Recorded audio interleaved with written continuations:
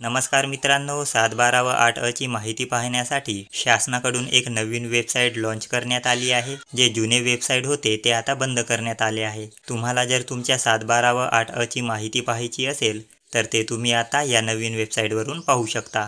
तर व्हिडिओला नक्की शेवटपर्यंत पहा। चॅनलवर जर तुम्ही पहिल्यांदा आले असाल तर आमच्या चॅनलला सबस्क्राइब करून ठेवा। अशाच प्रकारची महत्त्वपूर्ण माहिती तुम्हाला भेटत राहील। तर चला मित्रांनो, व्हिडिओला सुरू करूया। तर सर्वात अगोदर तुम्हाला क्रोम किंवा कोणत्याही एका ब्राउझरवर जाऊन महाभूलेख असे सर्च करायचे आहे। सर्च झाल्यानंतर खाली तुम्हाला महाभूलेख वर्जन 2.0 असे लिहिलेले दिसेल। तर या पहिल्याच वेबसाईटवर तुम्हाला क्लिक करायचे आहे।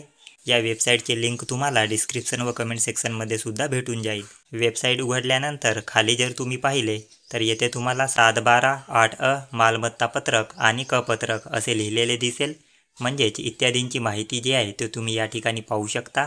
आता 7/12 ची माहिती पाहण्यासाठी या पहिल्या ऑप्शनला सिलेक्ट करा। सिलेक्ट केल्यानंतर खाली येथे तुमच्या 7/12 ची माहिती विचारली गेली आहे। तर सर्वात अगोदर येथे तुमचे जिल्हा निवडून घ्या। येथे तुमचे तालुका निवडा। नंतर येथून तुमचे गाव निवडून घ्या। आता या ठिकाणी तुमचे सर्वे नंबर किंवा गट नंबर विचारला गेला आहे। तर जे काही तुमचे सर्वे नंबर किंवा गट नंबर असेल ते या ठिकाणी टाका। नंतर या शोधा बटनावर क्लिक करा। त्यानंतर येथून तुमचे सर्वे नंबर सिलेक्ट करून घ्या। तुम्हाला जर तुमचे सर्वे नंबर किंवा गट नंबर माहीत नसेल तर तुम्ही नावाने सुद्धा तुमची माहिती पाहू शकता। तर त्यासाठी तुम्हाला नाव हे दुसरे नंबरचे ऑप्शन सिलेक्ट करून घ्यायचे आहे। त्यानंतर खाली येथे क्लिक करून तुम्ही तुमचे पहिले नाव, मधले नाव, आडनाव किंवा पूर्ण नाव टाकून सुद्धा माहिती पाहू शकता। उदाहरणार्थ मी येथे पहिले नाव सिलेक्ट करतो। नंतर ज्या व्यक्तीची माहिती पाहायची असेल त्या व्यक्तीचे नाव येथे टाका व या सर्च बटनावर क्लिक करा। नंतर या ठिकाणी क्लिक केल्यावर नावांची यादी तुमच्या समोर येईल। ज्याच्या समोर तुमच्या 7/12 चे सर्वे नंबर किंवा गट नंबर सुद्धा दिलेले असेल तर येथून तुम्हाला तुमचे नाव निवडून घ्यायचे आहे। मला सर्वे नंबर माहीत आहे त्यामुळे मी येथे सर्वे नंबरच टाकतो।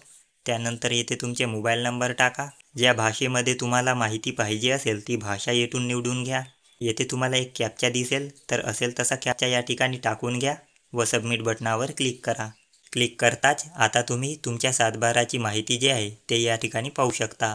तुम्हाला जर 8 ची माहिती पाहायची असेल तर तुम्हाला मागे यायचे आहे। सेम प्रोसेस आहे। येथे 8 हे ऑप्शन सिलेक्ट करा। खाली येथे तुमचे जिल्हा निवडा।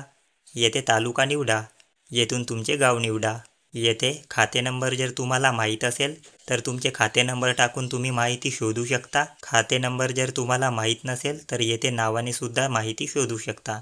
तर मी येथे खाते नंबर टाकतो। नंतर सर्च बटनावर क्लिक करा। नंतर येथून ते खाते नंबर निवडून घ्या। येथे मोबाईल नंबर टाका। ज्या भाषेमध्ये तुम्हाला माहिती पाहिजे असेल ती भाषा येथून निवडून घ्या। येथे तुम्हाला एक कॅप्चा दिसेल तर असेल तसा कॅप्चा येथे टाकून घ्या व सबमिट बटनावर क्लिक करा। क्लिक करताच तुमच्या 8 ची माहिती येथे येऊन जाईल। अशाच प्रकारे सेम प्रोसेस करून तुम्ही तुमचे मालमत्ता पत्रक तसेच क पत्रक सुद्धा पाहू शकता। एक गोष्ट लक्षात ठेवा, ही माहिती फक्त पाहण्यासाठी आहे। याचा वापर कुठल्याही शासकीय कामासाठी करता येणार नाही।